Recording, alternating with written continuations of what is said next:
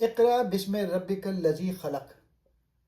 قرآن کا پہلا حکم پڑھنے سے شروع ہوتا ہے، یعنی علم، فہم اور ادراک انسان کے روحانی سفر کی بنیاد ہے۔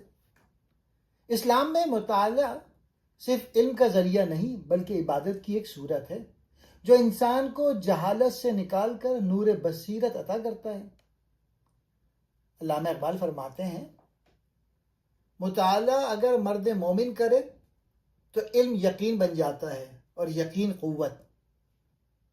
علم نے مجھ سے کہا عشق ہے دیوانہ پن، عشق نے مجھ سے کہا علم ہے تخمین و زن۔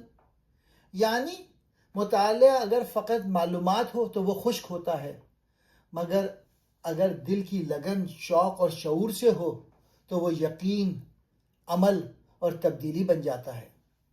مطالعہ بھی اسی وقت اثر کرتا ہے جب قاری سوچنے پر مجبور ہو، جب وہ سوال کرے، حیرت کرے اور دل سے سمجھے۔ مطالعہ صرف کتاب کے صفحات پر نظر ڈالنا نہیں، یہ دل کا سفر، ذہن کی پرواز اور روح کی روشنی ہے۔ کیا آپ جانتے ہیں کہ پڑھنے کے 3 درجے ہوتے ہیں اور ہر درجہ آپ کی سوچ بدل سکتا ہے؟ پہلا ہے تفریحی مطالعہ، بس دل بہلانے کے لیے، جیسے ناول، افسانے یا مزاحیہ کالم۔ دماغ کی چھٹیاں، کوئی ذہنی مشقت نہیں۔ دوسرا ہے معلوماتی مطالعہ، تعلیمی یا دینی کتاب۔ یہ پڑھائی آپ کو نئی معلومات دیتی ہے، لیکن شرط یہ ہے کہ آپ پہلے سے تھوڑا بہت جانتے ہوں۔ تیسرا ہے فہم و ادراک، پس منظر، غور سے پڑھتا ہوا قاری، نوٹس لیتا ہوا۔ یہ ہے اصل مطالعہ، جہاں آپ مصنف کی سوچ تک پہنچنے کی کوشش کرتے ہیں، سوال اٹھاتے ہیں، خود جواب ڈھونڈتے ہیں اور سچ کو پہچاننے کی جدوجہد کرتے ہیں۔ مطالعہ صرف پڑھنا نہیں، یہ سوچنے، سمجھنے اور بدلنے کا فن ہے۔ کتاب کیسے پڑھنی چاہیے؟ اس کتاب میں مطالعہ یعنی پڑھنے کے عمل کو ایک فن کے طور پہ پیش کیا گیا ہے، یعنی ذہانت و محنت کے ذریعے خود کو ارتقا دینا۔ مطالعے کے 3 مقاصد مصنف نے بتائے ہیں: تفریح، معلومات اور فہم و ادراک۔ سب سے بہتر جو ہے وہ تیسرا ہے، فہم و ادراک، سب سے گہرا مقصد، جہاں پڑھنے والا شعوری کوشش سے مصنف کی سمجھ تک پہنچنے اور خود سوالات کو جواب دے۔ کتاب کا مطالعہ، اچھا مطالعہ، فعال ہونا ضروری ہے۔ یعنی محض الفاظ پڑھ لینا کافی نہیں، بلکہ سوالات کرنا، جیسے مصنف کیا کہنا چاہتا ہے، کیوں، غور و فکر کرنا اور خود جواب تلاش کرنا۔ اس میں ذہنی صلاحیتیں، مثلا مشاہدہ، حافظہ، تخیل اور تنقیدی تجزیہ شامل ہے، جو بغیر کسی رہنمائی کے خود سوچ کر سیکھنے کی صلاحیت کو بڑھاتے ہیں۔ پڑھنے کا فلسفی، دراصل یہ وہ عمل ہے جس میں ذہن کسی قابل لکھائی کو پڑھ کر خود کو فلسفیانہ سطح پر بلند کرتا ہے، بغیر باہر کی کسی معاونت کے۔ اس لحاظ سے پڑھائی اور تدریس کے علامتی معنی مابین فرق کرنا ضروری ہے۔ رسمی استاد سے سیکھنا ایک طرح کی ہدایت ہے۔ کتاب اپنے اندر بصیرت لاتی ہے، مگر اس کا جواب آپ کو خود تلاش کرنا پڑتا ہے۔ مطالعے کا فن صرف کتابیں پڑھنے کا نام نہیں، بلکہ ایک علمی عمل ہے جس میں پڑھنے والا خود سے سوال پوچھتا ہے، سوچ اور غور و فکر کے ذریعے جواب ڈھونڈتا ہے، اور یوں مصنف کے فہم کے برابر یا اس سے بالاتر پہنچنے کی کوشش کرتا ہے۔ یہ کتاب اس بات پر زور دیتی ہے کہ مطالعہ صرف معلومات نہیں بلکہ فہم اور ذہنی ترقی کا ذریعہ بھی ہے۔ اب میں تینوں مطالعے کو ایکسپلین کرتا ہوں۔ تفریح والا، ہلکی پھلکی کتابیں، کم ذہنی مشقت۔ یہ وہ قسم کی کتابیں ہوتی ہیں جنہیں ہم آرام، فرصت یا دل بہلانے کے لیے پڑھتے ہیں۔ ان میں علمی گہرائی کم اور ذہنی مشقت معمولی ہوتی ہے۔ مقصد صرف لطف حاصل کرنا یا وقتی طور پر دماغ کو ہلکا کرنا ہوتا ہے۔ اب ان کی کیا خصوصیات ہیں ان کتابوں کی؟ سادہ زبان اور اسلوب، ایسی کتابیں عموماً پیچیدہ الفاظ یا فلسفیانہ خیالات سے پاک ہوتی ہیں. مثال کے طور پہ ناول، افسانے، کامیڈی، سفر نامے، بچوں کی کہانیاں. دوسرا، ذہنی دباؤ سے نجات. جب ذہن تھکا ہو یا طبیعت میں بوجھ ہو تو یہ مطالعہ دماغی سکون دیتا ہے. شوقیہ مطالعہ. تفریحی مطالعہ اکثر شوق کی بنیاد پر ہوتا ہے، کسی لازمی ضرورت پر نہیں. کوئی گہرا تجزیہ درکار نہیں. قاری سے یہ توقع نہیں ہوتی کہ وہ اس پر سوال اٹھائے یا سوچے کہ مصنف نے کیا کہنا چاہا ہے. اب دوسرا ہے معلوماتی مطالعہ، علم حاصل کرنے کا ذریعہ. یہ مطالعہ اس لیے کیا جاتا ہے تاکہ ہم نئی معلومات حاصل کر سکیں، کسی موضوع کو سمجھ سکیں اور اپنے علم میں اضافہ کریں. اس کا مقصد صرف تفریح نہیں بلکہ تعلیم و آگاہی حاصل کرنا ہوتا ہے. اب اس کی خصوصیات کیا ہیں؟ معلومات کی منتقلی. اس قسم کی کتابیں ہمیں کوئی ٹھوس معلومات دیتی ہیں، جیسے تاریخ، سائنس، مذہب، سیاست، صحت وغیرہ. تحقیق اور فہم کا تقاضا. ان کتابوں کا مطالعہ کرتے وقت ہمیں دھیان دینا پڑتا ہے اور گہری توجہ کے ساتھ پڑھنا پڑتا ہے. پیشگی علم کی موجودگی. مصنف یہ فرض کرتا ہے کہ قاری کچھ بنیادی سمجھ بوجھ رکھتا ہے، یعنی قاری مکمل نیا نہیں بلکہ کسی حد تک موضوع سے آشنا ہے. تنقیدی سوالات ممکن مگر ضروری نہیں. یہاں قاری مصنف سے مکمل متفق ہو سکتا ہے یا کچھ سوالات بھی اٹھا سکتا ہے، مگر وہ مصنف کی بات کو قبول کرنے کی کوشش کرتا ہے.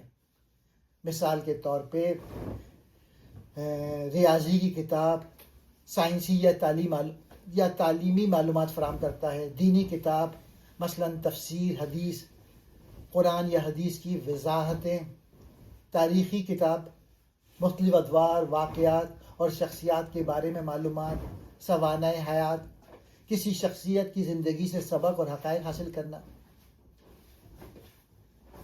اس کا مطلب ہے کہ قاری کو کچھ پہلے سے علم یا سیاق و سباق کا اندازہ ہوتا ہے. مثال کے طور پہ اگر کوئی شخص میڈیکل کا طالب علم ہے تو وہ کسی طبی کتاب کو یوں پڑھے گا جیسے مصنف کا ہم پلہ ہو، یعنی وہ ہر اصطلاح کو ابتدائی درجے سے سمجھنے کا محتاج نہیں. خلاصہ یہ ہے کہ معلوماتی مطالعے کا مقصد ہے سیکھنا، سمجھنا اور علم میں اضافہ کرنا. یہ مطالعہ ہمیں زندگی کے مختلف شعبوں میں بہتر بنانے کے لیے کیا جاتا ہے. یہ تفریح سے ایک درجے آگے ہے کیونکہ اس میں دماغی مشقت، فہم اور بعض اوقات نوٹ لینا بھی شامل ہوتے ہیں. تیسرا ہے فہم و ادراک، سب سے گہرا مقصد، جہاں پڑھنے والا شعوری کوشش سے مصنف کی سمجھ تک پہنچنے اور خود سوالات کو جواب دے. یہ مطالعہ صرف معلومات حاصل کرنے یا وقت گزارنے کے لیے نہیں ہوتا بلکہ اس میں قاری مصنف کی سوچ، دلائل اور علم تک پہنچنے کی شعوری کوشش کرتا ہے.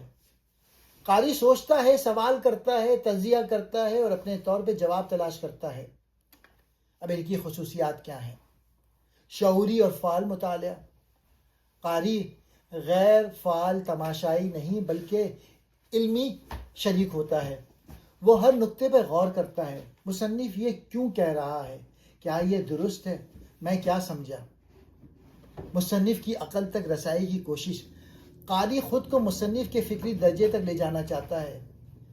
یہ گویا ایک ذہنی مکالمہ ہوتا ہے، پہلے سے علم کی ضرورت نہیں. قاری کے پاس مکمل علم ہونا ضروری نہیں لیکن وہ سیکھنے اور سمجھنے کا بھرپور ارادہ رکھتا ہے. خود سوالات پیدا کرنا اور جواب دینا. یہ مطالعہ قاری کو خود سوچنے، استدلال کرنے اور بعض اوقات مصنف سے اختلاف کرنے کا حوصلہ بھی دیتا ہے. مثال کے طور پہ فلسفیانہ کتاب جیسے ارسطو، سقراط، علامہ اقبال. مفہوم کو سمجھنے کے لیے گہرا غور و فکر درکار ہوتا ہے. کلاسیکل ادب جیسے شیکسپیئر، غالب. استعارے، علامتیں. دینی فلسفہ مثلا امام غزالی، مولانا روم. اس میں نفس، عقل، روح، علم و عرفان جیسے موضوعات پر فکری غور. قاری خود سوال کرتا ہے جیسے مصنف کیا کہنا چاہتا ہے؟ اس دلیل کے پیچھے کیا نظریہ ہے؟ کیا میرے تجربے سے یہ بات میل کھاتی ہے؟ میں اگر مصنف ہوتا تو کیا مختلف کہتا؟ فہم و ادراک کا مطالعہ وہ درجہ ہے جہاں علم صرف رٹا یا تفریح نہیں بلکہ ادراک بنتا ہے. یہ قاری کو صرف کیا کہا جا رہا ہے نہیں بلکہ کیوں کہا جا رہا ہے پر سوچنے پر مجبور کرتا ہے. ایسا مطالعہ زندگی کا زاویہ بدل سکتا ہے کیونکہ اس سے شخصیت میں عقلی، فکری اور اخلاقی پختگی آتی ہے. مطالعے کا فن بڑی حد تک زندگی کو بہتر طور پہ سمجھنے کا عمل ہے. وہ زندگی جو ہم ایک کتاب میں ملے تجربے سے حاصل کرتے ہیں. یہ قول اس بات کی جانب اشارہ کرتا ہے کہ مطالعہ صرف الفاظ کا مجموعہ نہیں بلکہ زندگی کا فہم ہے.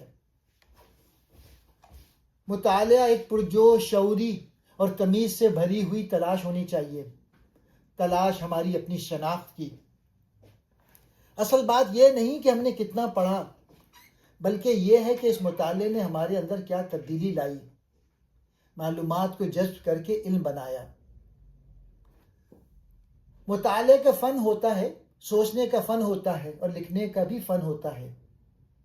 یہ حصول علم کے 3 بنیادی ستونوں کی نشاندہی کرتا ہے. مطالعہ صرف پڑھنے کا عمل نہیں بلکہ زندگی کو سمجھنے، فکری شعور کو بڑھانے اور اپنے اندر سوچ و ادراک پیدا کرنے کا ذریعہ ہے. ایک عمدہ مطالعہ محسوس کرنے، تجزیہ کرنے اور خود کو دریافت کرنے کا سفر ہے، نہ کہ صرف الفاظ کی سطح پر رہنا. مطالعے کے بعد جو نتائج حاصل ہوتے ہیں وہ زیادہ اہم ہیں، یعنی کہ آپ نے جو سمجھا، محسوس کیا اور سیکھا وہی قابل قدر ہے. شکریہ.